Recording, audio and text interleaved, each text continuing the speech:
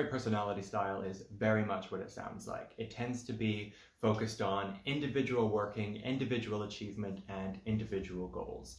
Not necessarily focusing on team objectives or team goals or interpersonal relationships. It's very much on pursuing your own unique, your own individual goals. So when we look at the self versus relationships with others and this kind of dark side of personality, we can see that it's very distinct and a lot of difference from interpersonal relationships. So that can be great in jobs, in tasks, or in individual pursuits where you've got a specific goal, you don't need a lot of help or contribution or work with other people to accomplish that goal. And it tends to be really effective in areas where people have a lot of individual, unique expertise.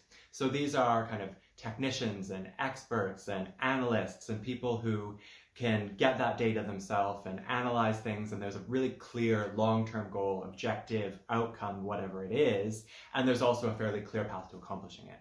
So you can sit down on your own and just get the job done, put your head down, do all of the work, and accomplish that. So in those kind of solitary, individual, clear objective tasks or types of work, that can be a really, really effective personality style. The conflict or the difficulty comes in with teamwork and working with other people and understanding the emotions and the motivations and expectations of other people. So sometimes that's the challenge in bridging that gap between being a really, really effective solo worker on a particular project or a particular type of work and understanding how to bring that effectively to the team.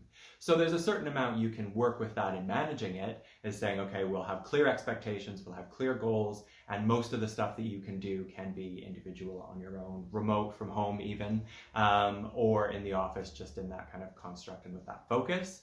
But then the challenge is figuring out how to bring those people effectively into a team.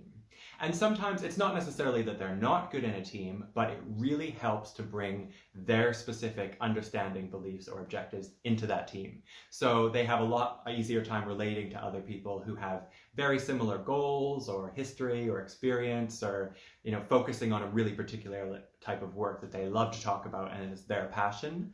But sometimes they have trouble relating to other people's passions or interests or focuses. So that kind of empathy in relationships is not always there to the same degree. And the other reason it can be both a benefit and a challenge is essentially the defense mechanism is social or interpersonal distance.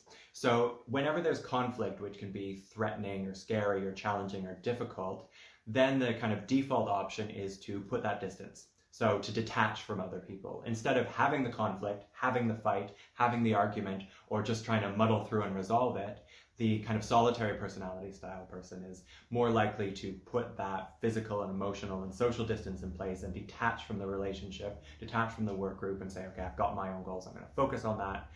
Everyone else can whatever.